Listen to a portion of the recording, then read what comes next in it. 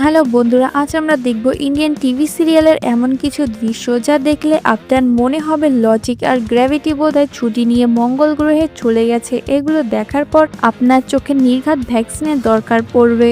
শুরুতেই দেখুন এই দৃশ্যটি। এখানে দিদির স্বামী মারা গেছেন। ডাক্তারবাবু যখন তাকে এই দুঃসংবাদ দিলেন, দিদি তো পুরো রেগে আগুন। कौन है आप ये बोलने वाले कि आप मेरे पति को बचा नहीं पाए?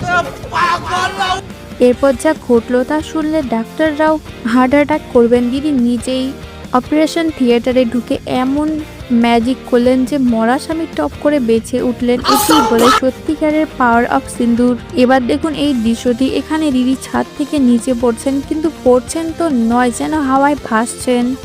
এত স্লো মোশন যে দিদির চুল উঠতে উঠতে আমাদের একদিন কেটে যাবে। এদিকে হিরো সাহেব অনেক দূর থেকে দৌড়ে এসে একেবারে শেষ মুহূর্তে ক্যাচ ধরলেন। গ্র্যাভিটি তখন ভাবছে, আমি কি এখানে সিট মজা করতে এসেছি? শেষ দৃশ্যটি আরো খতরনাক। দিদি নদীতে পড়ে গেছেন আর সামনেই হাঁ করা কুমির, কিন্তু বাঁচাতে আসা আন্টির নৌকার মোটর নষ্ট।